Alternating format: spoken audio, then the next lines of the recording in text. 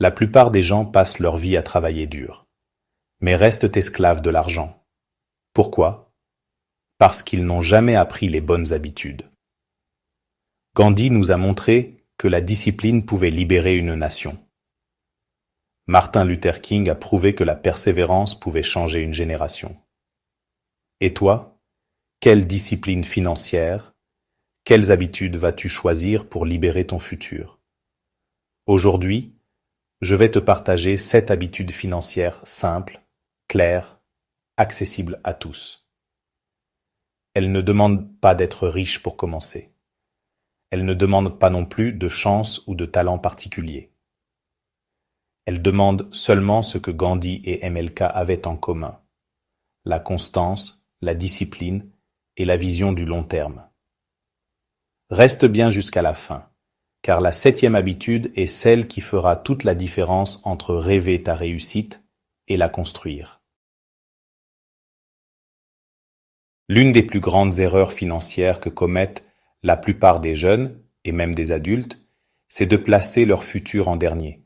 Chaque mois, quand le salaire tombe, ils se précipitent pour payer le loyer, les factures, les dettes, les abonnements, et à la fin, il ne reste rien. Rien pour eux, rien pour leur futur. Mais les personnes qui bâtissent une vraie richesse font exactement l'inverse. Elles commencent toujours par se payer elles-mêmes. Qu'est-ce que cela veut dire concrètement? Simple. Avant de dépenser un seul euro pour les autres, tu mets de côté un pourcentage de ton revenu pour toi, pour ton futur, pour tes investissements. Certains recommandent 10%, d'autres 20%. Mais peu importe le montant exact au début. Ce qui compte, c'est l'habitude. Imagine un paysan. S'il consomme toutes ses récoltes sans jamais garder de graines, il condamne sa famille à mourir de faim l'année suivante. Le principe est le même avec ton argent. Si tu dépenses tout, tu n'auras jamais de capital pour faire pousser quelque chose de plus grand. Gandhi disait: la discipline est l'âme d'une nation. Et si on adapte cette idée, la discipline est aussi l'âme de tes finances. Se payer en premier, c'est une discipline, presque un acte spirituel. C'est dire: je choisis d'investir dans mon futur plutôt que de sacrifier tout mon présent. Prenons un exemple simple. Tu gagnes 500 euros par mois. Tu décides de mettre de côté seulement 50 euros, 10%. Tu te dis peut-être que 50 euros ce n'est rien, mais sur un an, ça fait 600 euros. Sur 10 ans, sans intérêt, ça fait déjà 6 000 euros.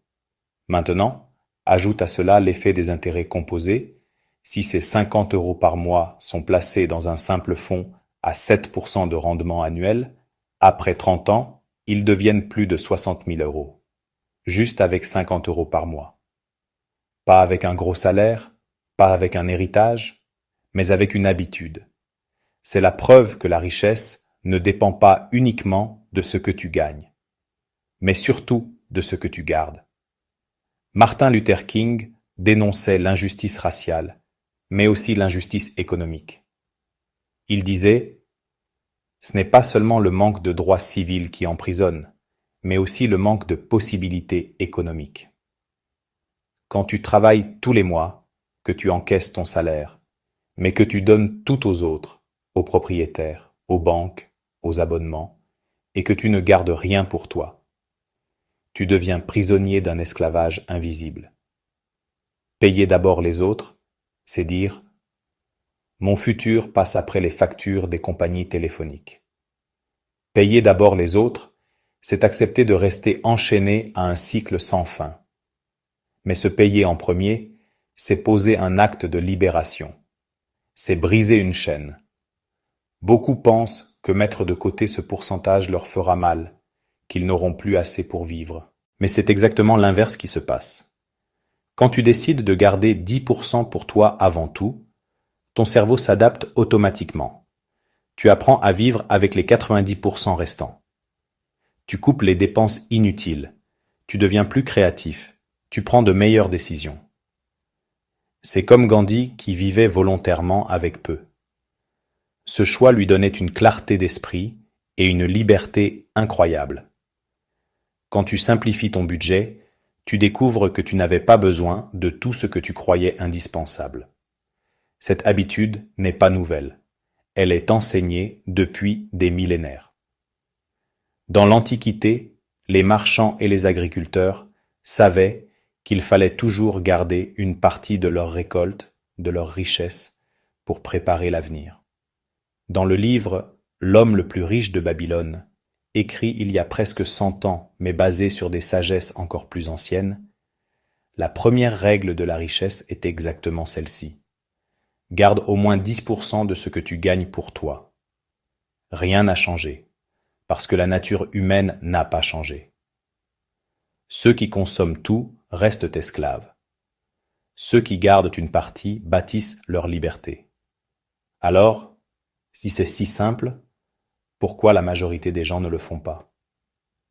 Parce qu'ils attendent d'avoir assez pour commencer.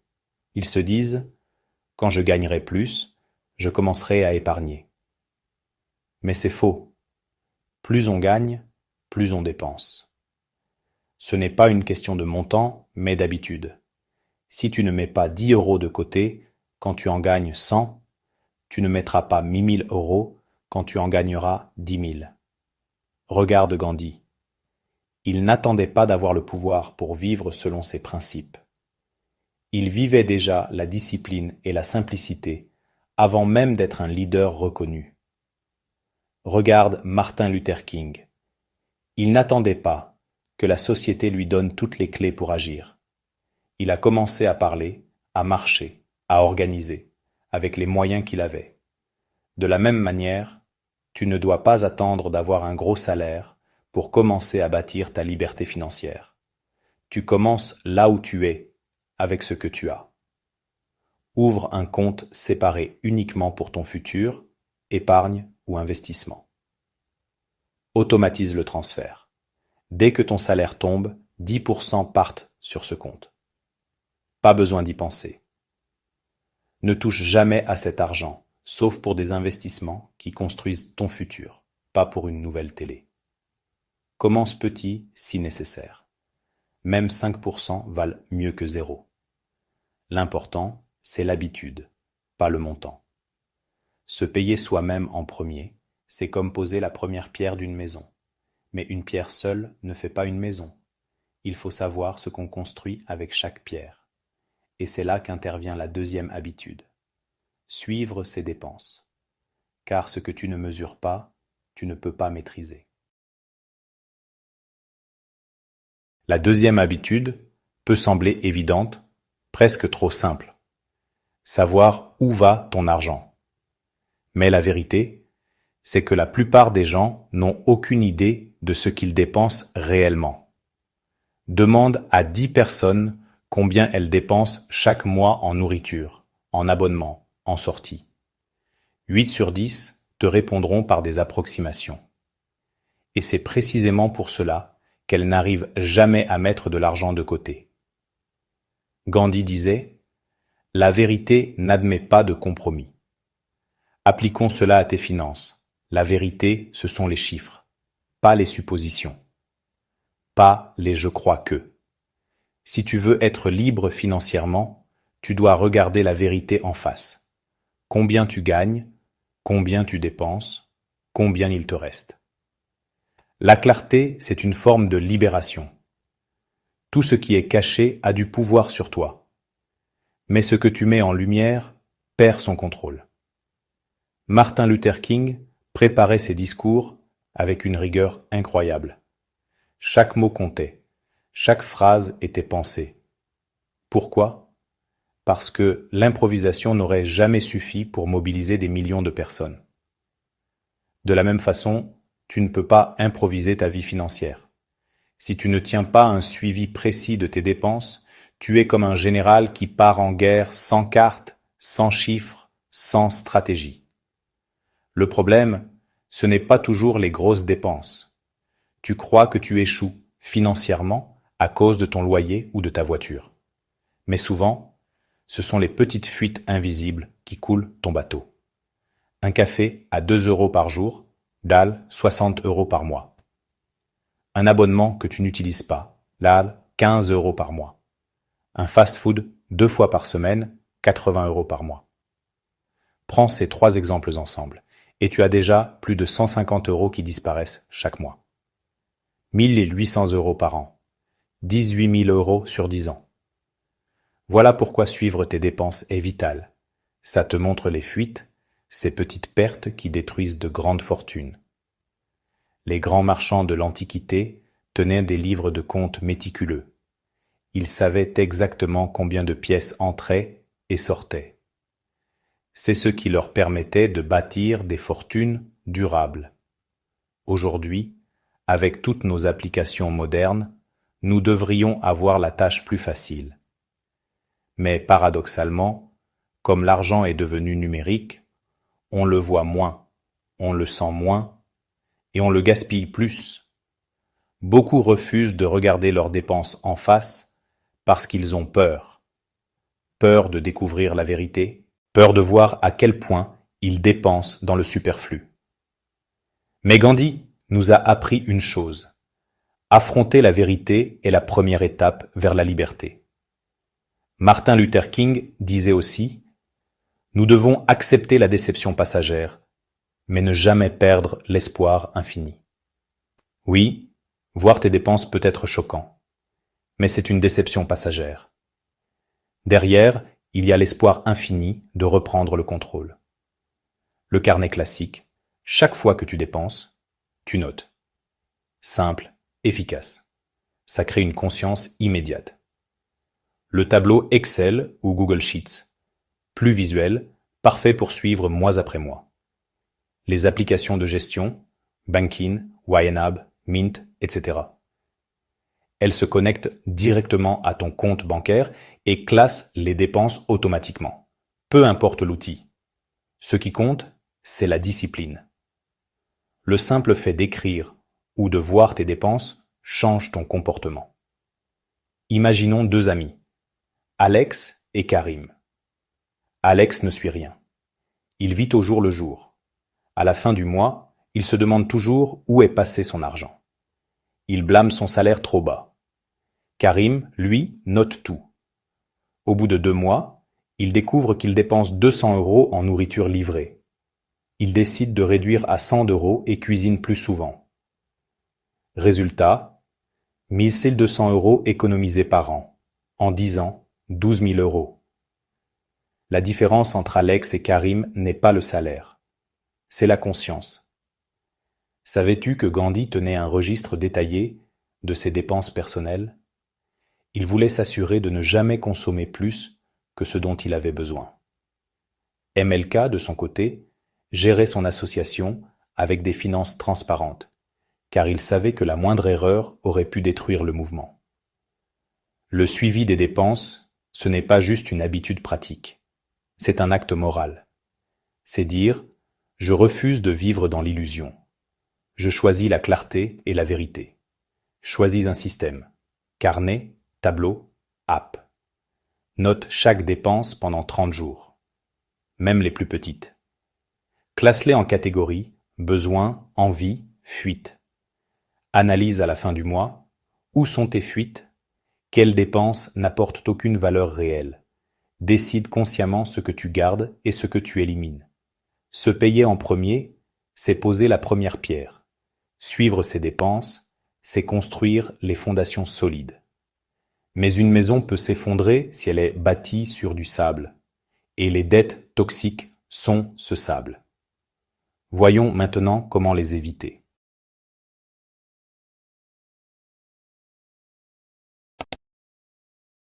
La 3e habitude est une des plus importantes et peut-être la plus négligée. Éviter les dettes toxiques. Parce que la dette peut être un outil puissant. Mais mal utilisée, elle devient une prison invisible. Imagine que ta vie financière soit une maison. Une dette constructive, comme un crédit immobilier ou un prêt étudiant bien réfléchi, c'est une fondation. Ça soutient la maison. Mais une dette toxique, comme un crédit à la consommation ou un prêt facile pour acheter ce que tu ne peux pas te le permettre, c'est comme des termites dans les murs. Tu ne les vois pas tout de suite, mais elles détruisent lentement la structure, jusqu'à l'effondrement. Gandhi combattait la colonisation parce qu'elle réduisait son peuple en servitude. Mais aujourd'hui, des millions de personnes vivent dans une autre forme d'esclavage, la servitude de la dette. Chaque mois, elles travaillent non pas pour construire leur avenir, mais pour payer des intérêts. Leur énergie vitale, leurs heures de travail, leur créativité, tout est absorbé par les créanciers. Gandhi disait « Le vrai pouvoir réside dans l'absence de besoin. Être libre, c'est réduire au maximum sa dépendance. Or, la dette toxique est une dépendance volontaire. » Martin Luther King se battait pour la dignité de chaque individu. Il savait que la pauvreté et l'exploitation économique faisaient partie de l'oppression. Aujourd'hui, les crédits à la consommation, les prêts rapides et les cartes de crédit abusives exploitent les plus vulnérables. Ces systèmes profitent de l'ignorance et de l'impatience. MLK aurait certainement dénoncé cette nouvelle forme d'injustice. Quand un jeune s'endette pour un smartphone, quand une famille s'enchaîne à un crédit revolving pour acheter des biens éphémères. Les intérêts composés contre toi. Quand tu épargnes, les intérêts composés travaillent pour toi. Quand tu t'endettes, ils travaillent contre toi. Une petite dette peut devenir énorme avec le temps.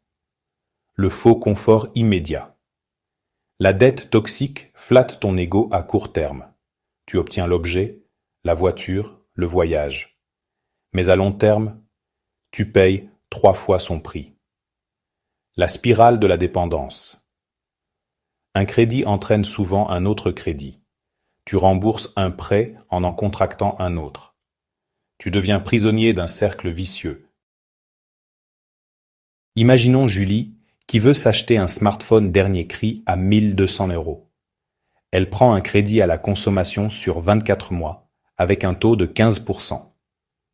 Résultat, son smartphone lui coûtera plus de 1 400 €.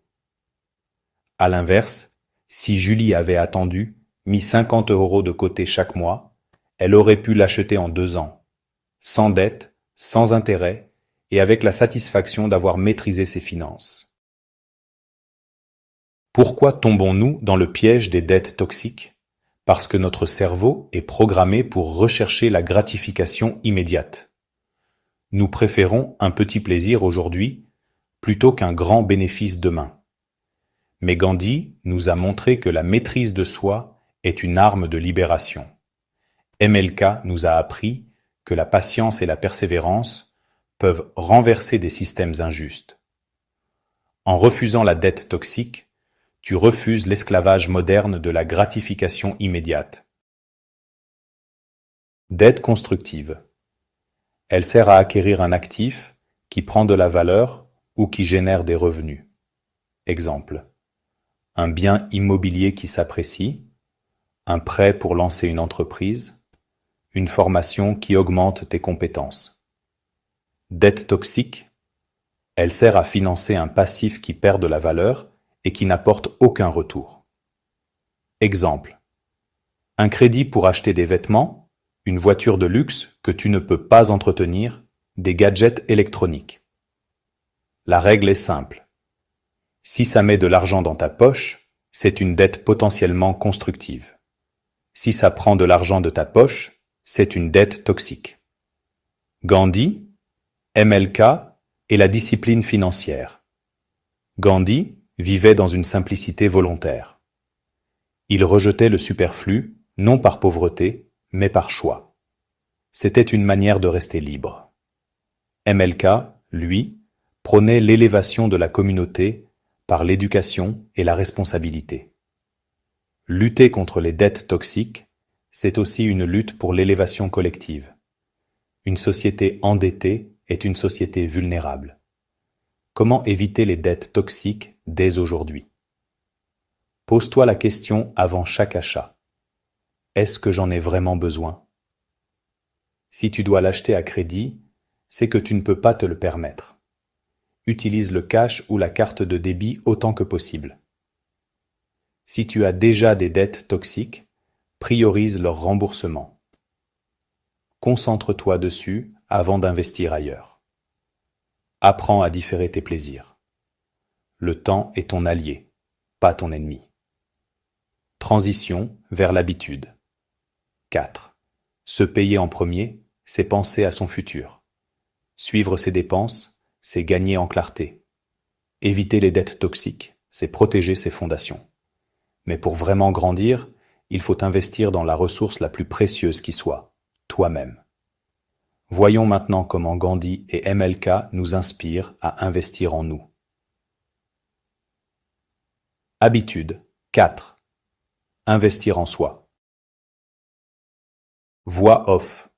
La quatrième habitude, peut-être la plus puissante de toutes, c'est investir en soi.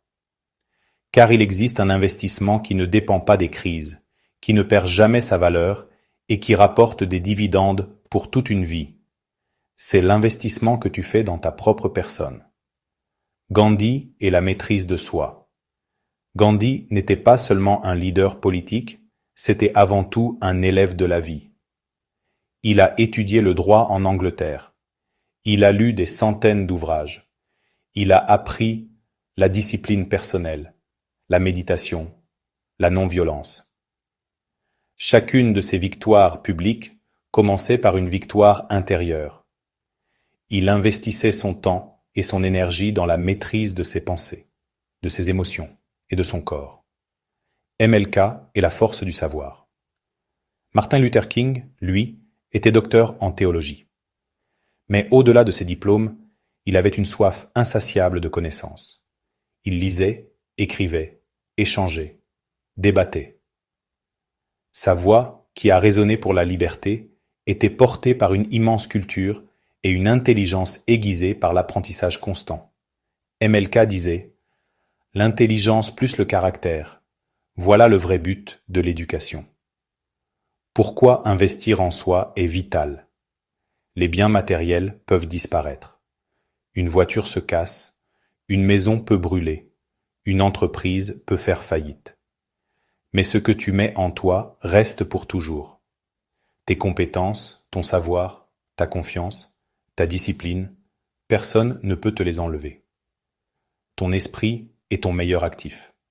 C'est lui qui te permet de créer, d'adapter, d'innover, de rebondir dans n'importe quelle situation.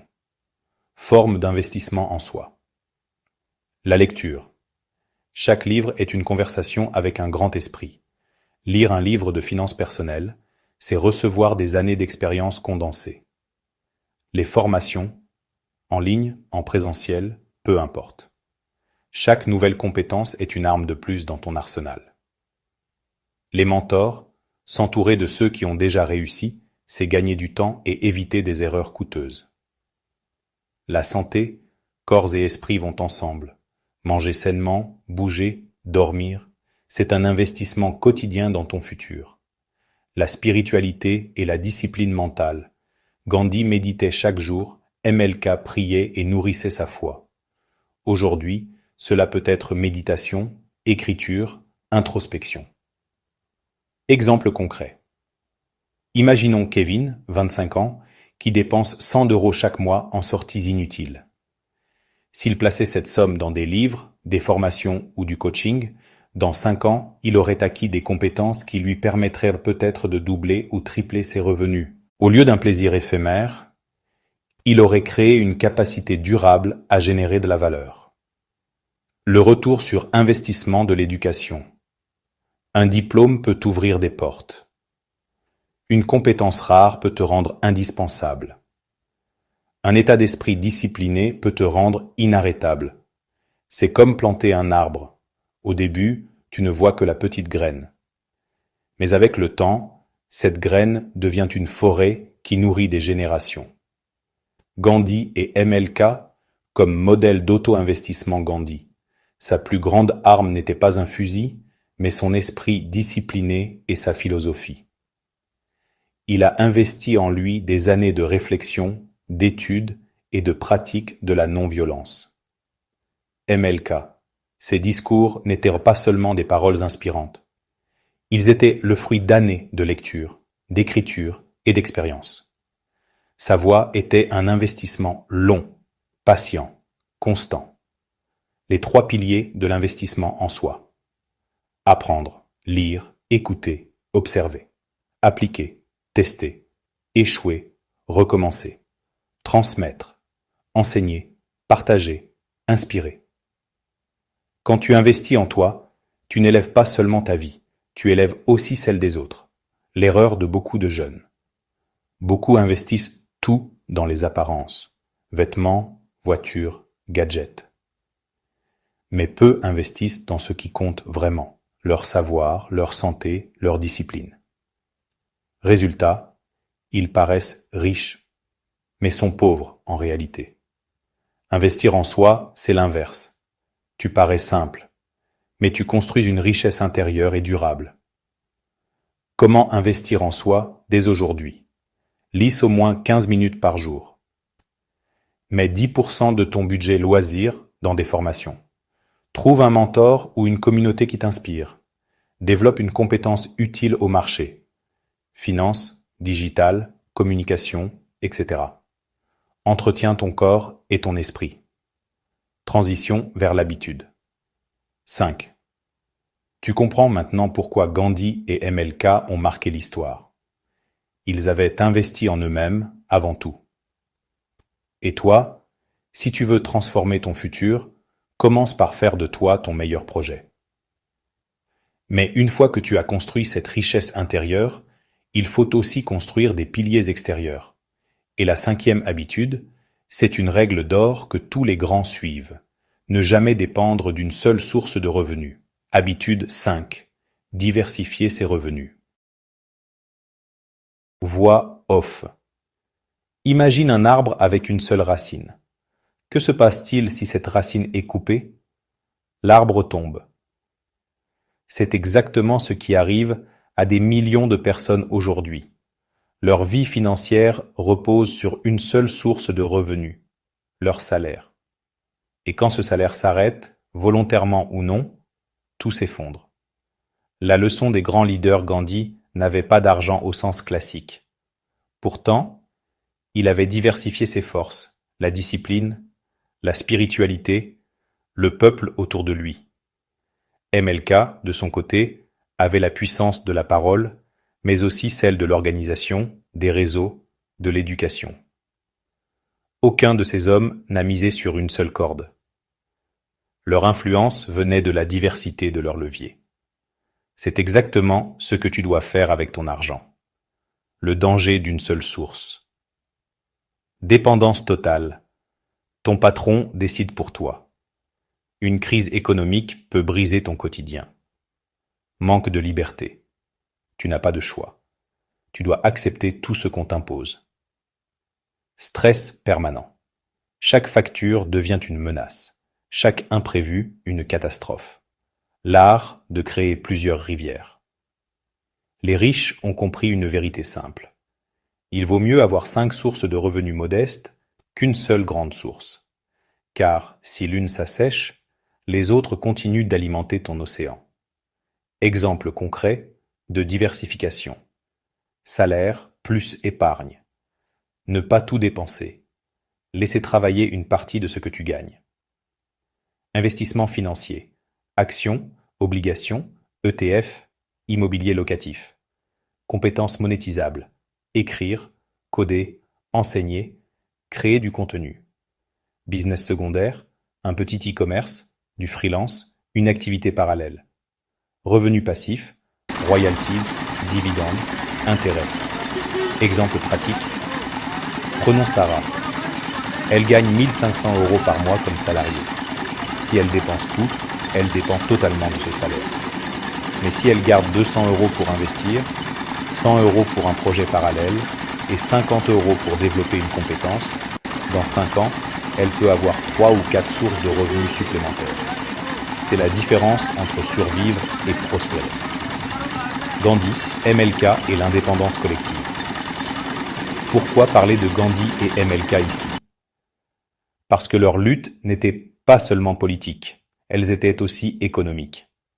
Gandhi a créé le mouvement du khadi, tissu fabriqué localement, pour libérer l'Inde de la dépendance économique à l'Angleterre. MLK, à la fin de sa vie, préparait une grande marche pour la justice économique.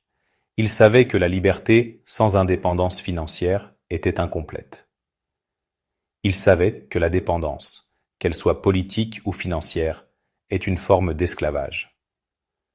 Les 3 étapes pour diversifier ses revenus sécurité. Garde ton emploi ou ta source principale, mais commence à dégager une marge. Création. Transforme tes compétences en petites sources de revenus. Expansion. Investis les gains pour créer des flux passifs. Immobilier, dividendes, business automatisé. Pourquoi c'est urgent de commencer jeune? Quand tu es jeune, tu as du temps. Même une petite source de revenus, commencée à 20 ou 25 ans, peut devenir énorme à 40 ans grâce à l'effet cumulé. Mais si tu attends d'avoir 50 ans pour commencer, tu dépends de la chance. Gandhi et MLK nous rappellent que ce que tu plantes aujourd'hui nourrit les générations de demain. Transition vers l'habitude. 6. Tu vois, diversifier tes revenus, c'est planter plusieurs graines. Certaines pousseront vite, d'autres mettront du temps, mais ensemble elles forment une forêt qui résiste à toutes les tempêtes. Et justement, pour que cette forêt grandisse, il faut une arme invisible mais redoutable, la patience et la vision long terme. C'est l'habitude numéro 6.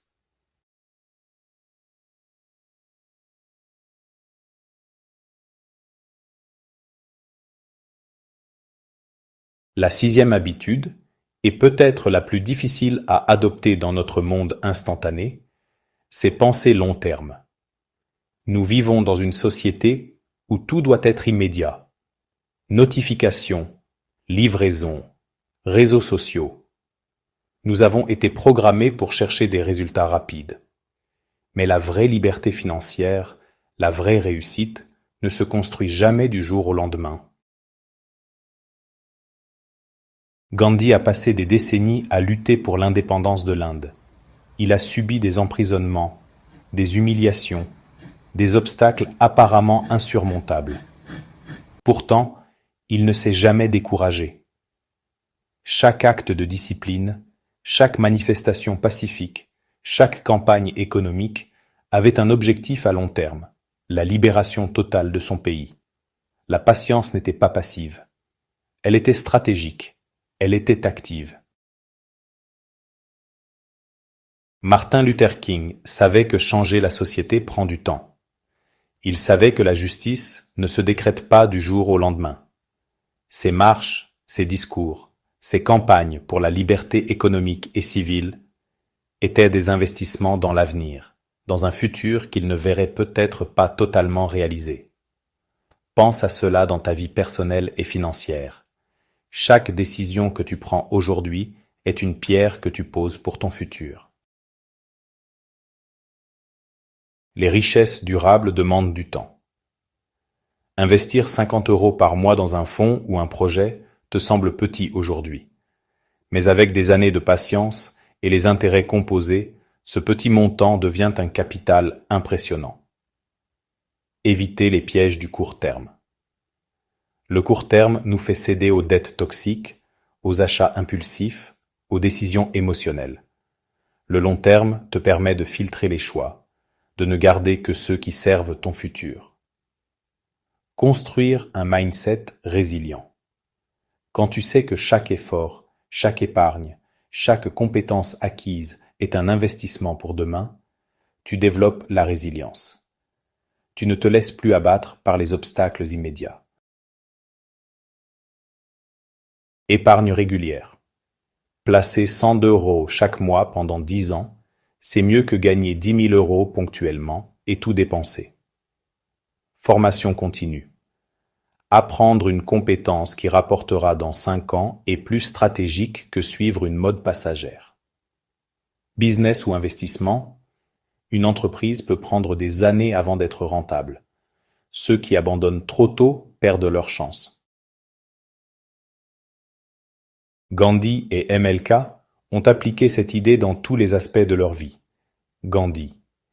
Ils ne cherchaient pas la victoire immédiate, mais une indépendance durable, construite sur l'éducation, la discipline et la mobilisation. MLK. Il savait que même si certaines lois ne changeaient pas du jour au lendemain, semer des idées et des actions patientes transformerait le pays à long terme. Penser long terme demande de résister à l'envie du plaisir immédiat. Cela demande de prioriser l'avenir sur l'instantané. C'est refuser une nouvelle console pour investir dans une compétence. C'est renoncer à une sortie coûteuse pour nourrir ton capital. C'est accepter que les résultats ne viennent pas aujourd'hui, mais qu'ils viendront demain. Fixe-toi des objectifs clairs sur 5, 10, 20 ans. Découpe ces objectifs en actions mensuelles ou hebdomadaires. Chaque pas compte. Automatise l'épargne et l'investissement. Ton futur se construit sans que tu y penses chaque jour. Évite les distractions financières, gadgets, crédits, dépenses impulsives. Mesure tes progrès régulièrement, pas pour t'alarmer, mais pour rester motivé.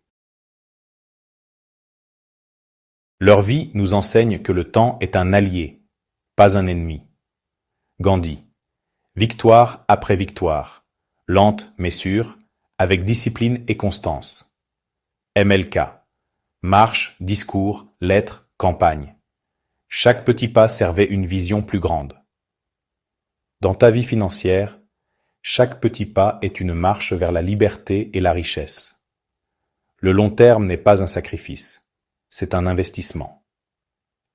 Transition vers l'habitude. 7. Penser long terme te permet de construire des fondations solides, mais la dernière habitude, celle qui unit toutes les précédentes, est la simplicité et la discipline. Comme Gandhi vivait sobrement et MLK agissait avec rigueur, toi aussi tu dois rester simple et discipliné pour transformer toutes ces habitudes en résultats concrets.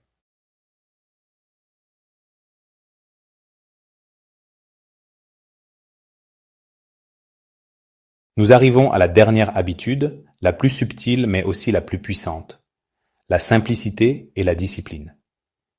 Toutes les habitudes que nous avons vues jusqu'ici, se payer en premier, suivre ses dépenses, éviter les dettes toxiques, investir en soi, diversifier ses revenus et penser long terme, ne produisent leur effet que si elles sont appliquées avec rigueur et sobriété. Gandhi vivait dans une simplicité volontaire. Il ne cherchait pas la gloire personnelle. Il ne possédait presque rien. Et il consacrait son énergie à ce qui importait vraiment. La liberté, la justice et l'élévation de son peuple. Sa simplicité n'était pas un manque, mais une liberté absolue. Moins il possédait de choses, plus il avait de contrôle sur sa vie et son esprit. Martin Luther King avait une discipline de fer. Chaque discours, chaque action, chaque mouvement était préparé avec soin. Il savait que la persévérance quotidienne, la constance et le respect de ses principes produiraient des résultats bien plus puissants que l'action impulsive ou spectaculaire. Cette discipline, alliée à la vision long terme, a permis à son message de traverser les générations. Éliminer le superflu. Le superflu gaspille ton temps, ton argent et ton énergie. Une vie simple permet de concentrer ses ressources sur ce qui crée de la valeur réelle. Créer des habitudes solides. La discipline transforme les actions quotidiennes en résultats durables. C'est la différence entre rêver et réaliser. Renforcer la liberté. Une vie simple et disciplinée réduit la dépendance aux dettes, aux achats impulsifs et aux distractions. Tu contrôles ton argent, ton temps et ton avenir. Simplicité financière. Utiliser un smartphone milieu de gamme plutôt que de suivre toutes les nouveautés, réduire les abonnements inutiles, limiter les sorties coûteuses. Discipline quotidienne. Automatiser l'épargne, suivre ses dépenses, apprendre chaque jour, investir régulièrement. Imagine 2 personnes. La première dépense sans compter, se laisse distraire et change constamment de méthode pour s'enrichir vite. La seconde suit les 6 habitudes précédentes avec constance et sobriété. Au bout de 10 ans, la seconde est financièrement libre, tandis que la première stagne ou s'endette. Gandhi, simplicité volontaire, discipline dans la méditation, le jeûne, le service aux autres. Il montrait que moins c'est plus et que la discipline forge la liberté. MLK, persévérance, planification stratégique, constance dans l'action. Son succès ne venait pas d'un coup de chance, mais d'habitudes quotidiennes appliquées avec rigueur. La simplicité permet de réduire le bruit. Moins de distractions, moins de décisions inutiles. La discipline permet de transformer des actions répétées en résultats exponentiels. C'est ce mariage entre clarté et régularité qui crée une force invisible, un pouvoir que personne ne peut enlever. Fais le tri. Supprime tout ce qui ne sert pas ton futur. Automatise tes habitudes.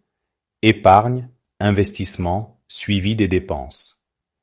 Respecte ton planning. Consacre un temps quotidien à ton développement personnel et financier. Reste sobre dans tes choix. Consomme moins, réfléchis plus. Réévalue régulièrement. Discipline et simplicité demandent vigilance et ajustement.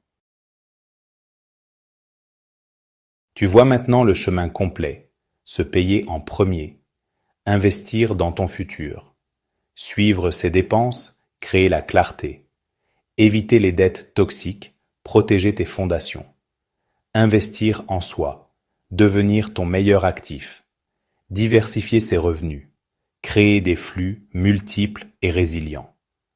Penser long terme. Construire avec patience et vision. Rester simple et discipliné. Transformer toutes ces habitudes en résultats concrets. Comme Gandhi et MLK nous l'ont montré, la liberté financière et personnelle commence par des choix conscients, appliqués avec régularité et sobriété. Si tu suis ces 7 habitudes, tu transformeras ton argent, ta liberté et ton avenir. Appel à l'action. Commence dès aujourd'hui. Mets en pratique ces habitudes et regarde ton futur se transformer.